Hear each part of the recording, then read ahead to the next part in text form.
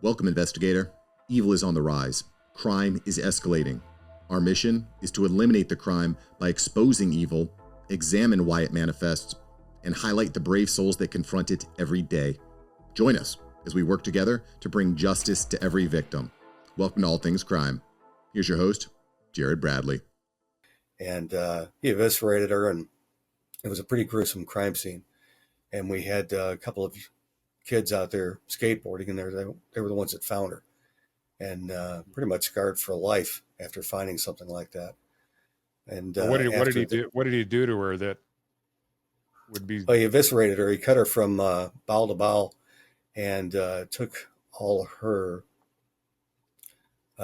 intestines out and spread them all over this embankment underneath an overpass, and had quite a scene with that, and with the amount of blood that was there. But he had sexually assaulted her first and then killed her. Wow. And so we had detectives that went in for the autopsy, and they were able to collect things for a sex kit. But again, his items aren't on file. That's not going to help us out a lot. In the meantime, I had a female who was found in her apartment, and she was naked and was between a box spring and a mattress. And, you know, we got to the apartment. The family had found her.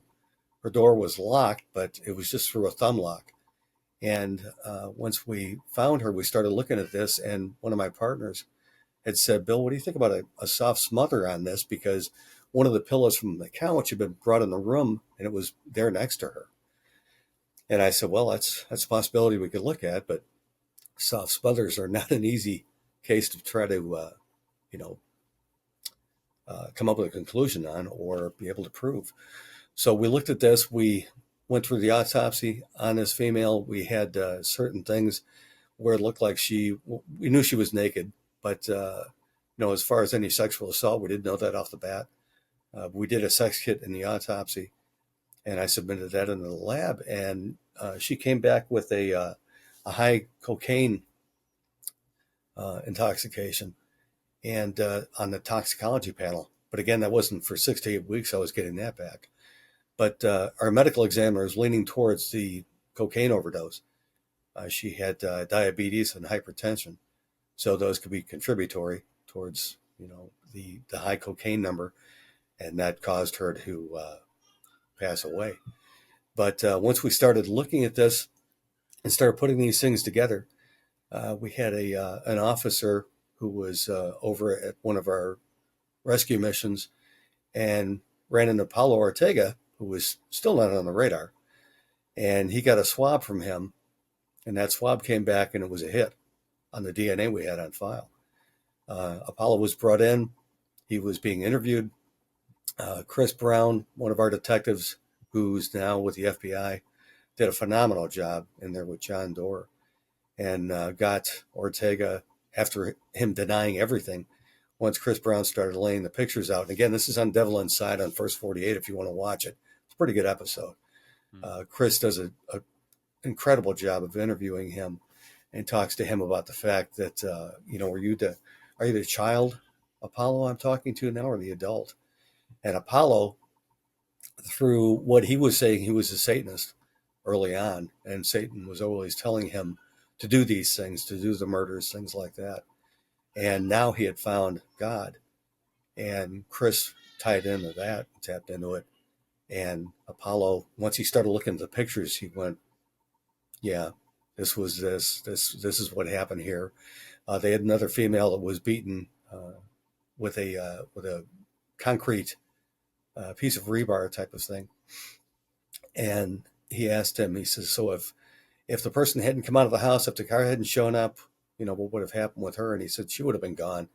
So he was already planning on killing this female after he sexually assaulted her. But in the interview, my partner, Mike Carroll, is in there monitoring this interview. And he comes running out and he's like, Bill, the girl you've got over there on the west side, our girl in the box spring mattress, he's talking about her.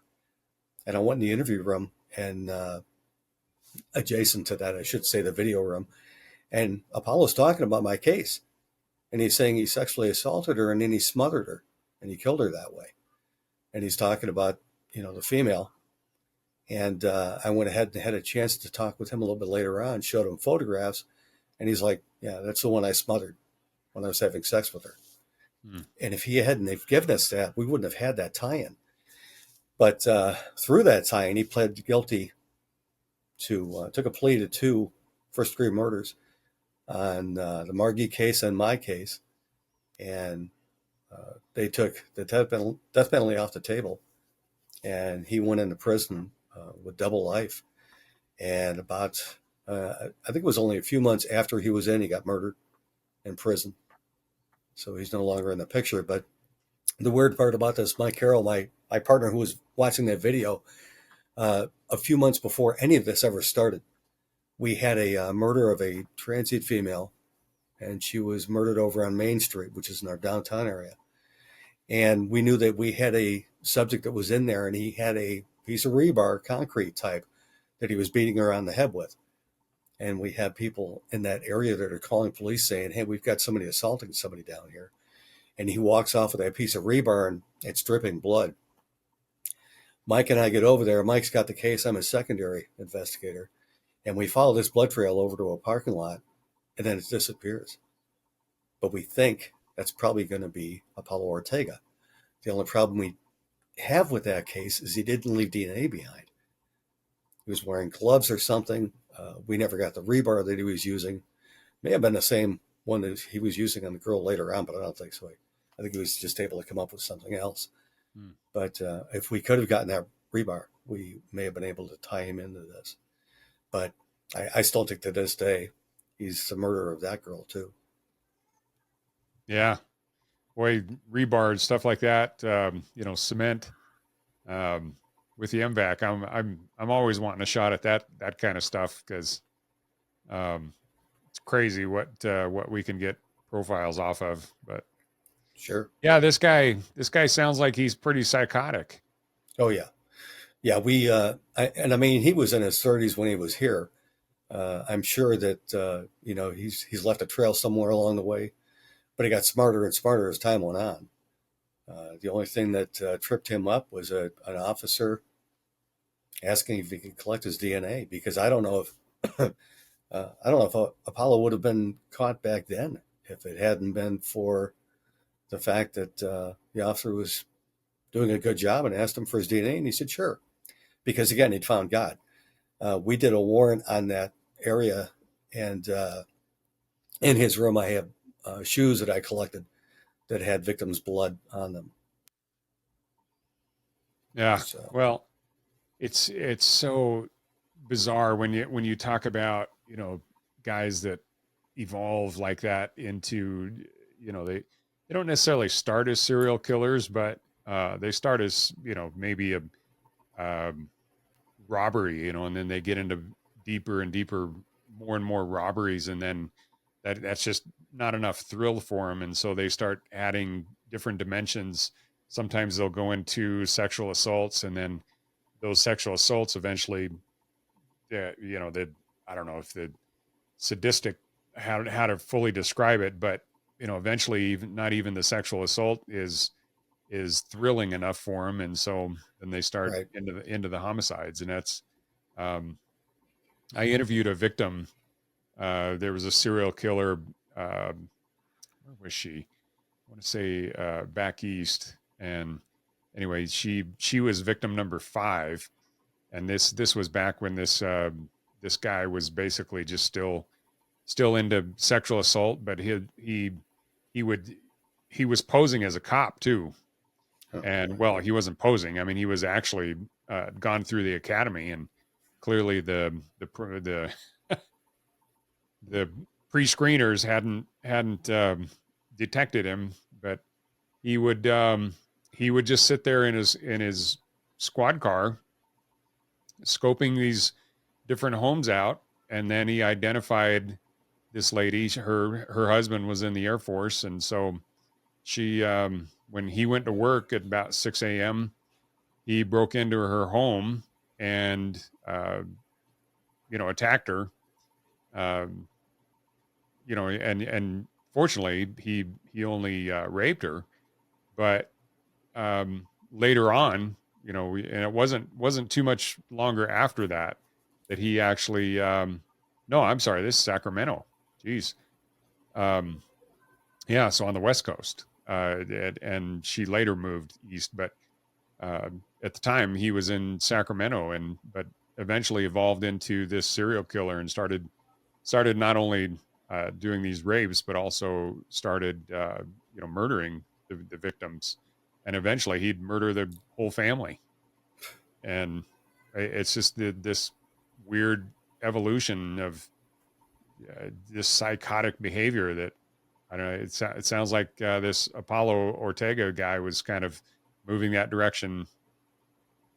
Oh yeah, oh yeah. And I hope I didn't misquote myself. It was Margie Ortiz, who was the female underneath the bridge, who passed away. But yeah, he was upping his game the whole time, and that was the way he got his thrill, was to do these type of things. And you know, in talking with him after he found God, according to what he said, I hope for his sake he did. But in talking with him, you could tell he'd go through and relive it, just like you see the same with the sex assault people. They relive these things, and that's how they are able to get their excitement out of the way again.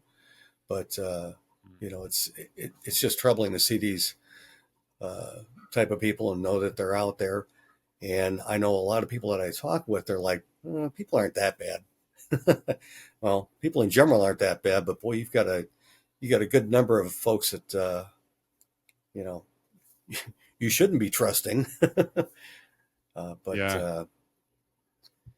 Well, it's to kind of generalize this, but it's so amazing to me, to bring this forward to the present day, and looking at some of these people. It's like, all of these, Tren de Aragua, the gang members, MS-13, these guys that, these hardened criminals. I just don't think most people in the general population have really a concept of how evil these guys are. And, these guys, and similar to Ortega, what you're describing, a lot of these guys are Satan worshipers. And, so killing somebody and not just killing them, but actually maiming them and causing them to suffer in ways that, I can't remember if it's MS-13 or TDA, but they use a knife instead of a gun because it causes more pain and causes more suffering to the victim. And this country is just infested with these people now because of the last 4 years. And now that we're trying to clean this up, the fact that there's anybody, including judges and stuff like that are trying to even slow the process down. It's like, what are you doing? Do you not understand who these people are? Yeah. And I don't know. To me, it's well, shoot, being down there in Tucson, you're right in the thick of that, aren't you? Yes, unfortunately. And then we've got Mexican mafia on top of that. So, oh joy, and the cartels, yeah. So, did you ever work much of that as you were, the anti-gang unit or anything like that? No, but the murders that we were involved with would a lot of times have a nexus with the MS-13 or Mexican mafia or cartels. And, we'd see that. We'd have some of the cold cases that I have in the cold case files, somebody that lost a drug load back in the day. And the guys from the cartels drove him over here, shot him in the head, dumped the body, and go back to Mexico. And you've got a body, you've got a bullet in the head, and that's it. And that's all you have to work with, unfortunately. But anybody that thinks that we don't have a border problem down here, come on down. I'll take you out there and show you some of the places where you can still drive right on through, and they catapult marijuana loads over the fence and things like that. And the illegal aliens are still able to get through, but they're trying to do a better job at closing that off. Yeah, well, hopefully the fence being built is recommenced because it's, especially as a military guy, you understand the defensive position, man. You've got to have some areas to channel and just barriers in between you and the bad people. And Right. Yeah, and we've seen that with the cartel members. You've got a lot of the cartel members that are down there that do the security and their enforcement work. They're prior Marines or prior Army, Navy, that had training. They know all about convoys. They know all about shutting off a roadway, closing down roadways and taking people out in the funnel and things like that. They're familiar with all this stuff because of the training they've had, and the cartels pick them up. Oh yeah, those are great assets if you can turn them. Sure. Yeah, and they've got the money and the firepower, so they're able to do those type of things. But hopefully it gets better before it gets worse. But I don't know what to tell you. Hopefully it does.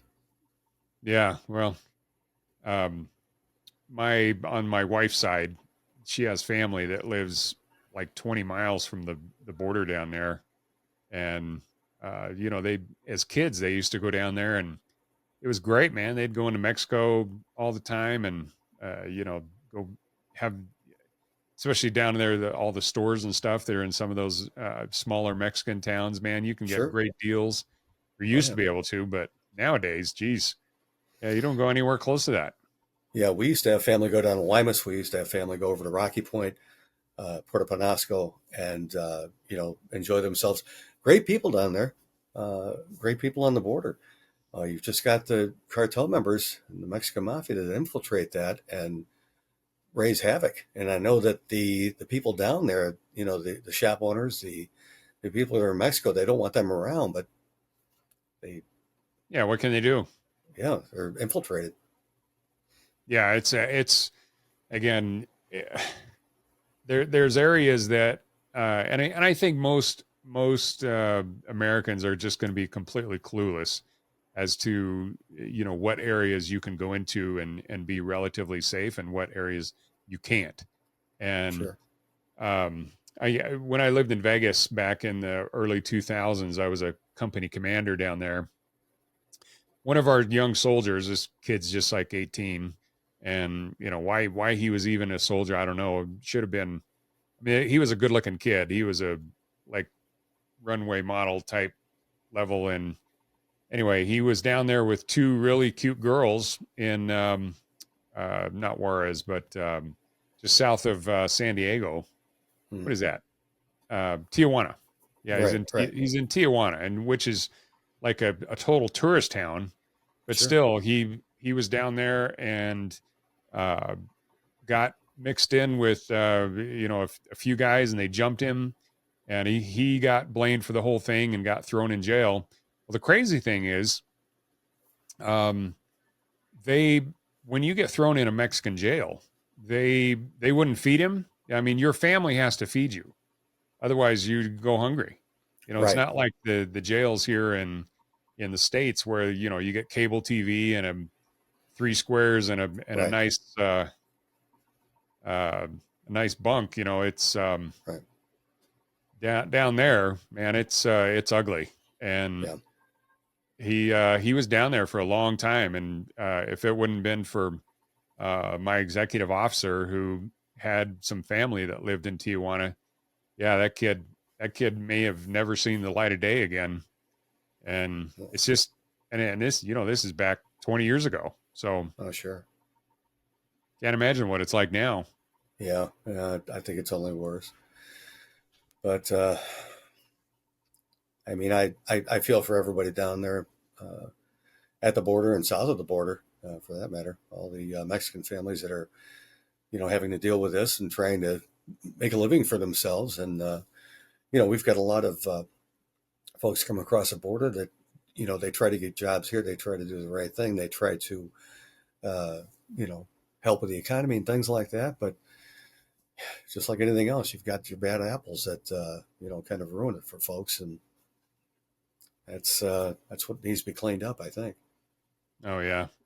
Yeah. I've had, multiple guests on the show, and that are experts with the border. And I even a few years ago, well, in fact, 2021, so right after President Biden took over, I even went with a couple congressmen all the way down to Panama, and we went all the way into the Darien Gap where there, all these migrants come across. And again, it was all because of the border. The border was wide open, and you have drugs flowing, you have the sex trafficking, the human trafficking. It's just unbelievable, and billions and billions of dollars at stake. And then, then you add on to that the fact that they were, through USAID, they were funding all these NGOs that, the billions of dollars that they're getting to actually enhance the flow. And geez, talk about just turning the spigot on. It just doesn't surprise me at all that that's exactly what happened, because it's all motivated with it. Yeah, I mean, you're talking billions and billions of dollars. Yeah. And when you have that much money, and no moral compass, I mean, these people are just flat out evil, what they would actually do to others. And I don't need to preach to you. I'm sure you saw a lot more of that than what you ever want to. Yeah, that, and I've got a son-in-law who used to be he is a customs officer. He's a chief now out of Dulles in Virginia, but he used to be on the border down in Douglas. And his first shift, he got shot at by people across the border that were trying to come through and do their worst to them. So yeah, it's what was probably the worst thing he saw. Well, I mean, they'd see human smuggling, they'd see dope, things like that. Probably one of the worst things he saw was getting fired at or getting shot at with the Border Patrol area down there in their sector. So, he's seen his fellow things over the years, but that was probably a little bit more hair raising than anything else. I remember being down in Douglas. I was part of our honor guard. And one of our DPS officers, our state troopers, was killed up here on the freeway with a drunk driver that ran into his rear end on his Crown Vic and lit the car up. And we went down there for a funeral. We were shooting blanks with our 21 gun salute, and we had rounds coming at us that weren't blanks from across the border. And that was right there at Douglas. Yeah. So it's a little bit different. They were shooting back at you? Yeah, we weren't shooting at them necessarily, but yeah, they were shooting back at us. Oh, that's insane. Well, yeah. Well, I don't know. I hope people understand, especially until, it's going to take some time to really get the border secure. And until that happens, the level of danger that represents, combined with all the normal crime that you guys, that every community has now, it just seems like there's no such thing as a border town anymore. It's spread everywhere, and that's really sad. I mean, I've even heard of Trende Ragua. I can't ever pronounce that right, but the TDA gangs up here in the Salt Lake area now. So it's just like a cancer. I mean, these people are they just infest, and it just makes me sick. So, Yep. Yes, sir. We just have to be careful and watch your six. Yeah, absolutely. All right, Bill. Well, appreciate you coming on and, sharing some of your stories. And I hope some of the folks that are listening to this definitely comment and share these stories, because things are on the upward trend, but we're still in a really deep hole, and it's going to take a long time to get this place cleaned up. But good people like you, Bill, that are out there willing to sacrifice for your community and serve, and put your own rear end on the line. Yeah, we appreciate everything you guys do. Oh, we appreciate everything you're doing too, Jared. Thank you so much, sir. And I appreciate it. You having me on. And for everybody that's out there working, Go with God. Be careful. Yeah. Well, we all got to do our part, right? Absolutely. Thanks for joining us. Your attention today brings us one step closer to exposing and eliminating the evil that brings crime to our communities. Hit subscribe and share this episode. Together, we will bring justice to every victim.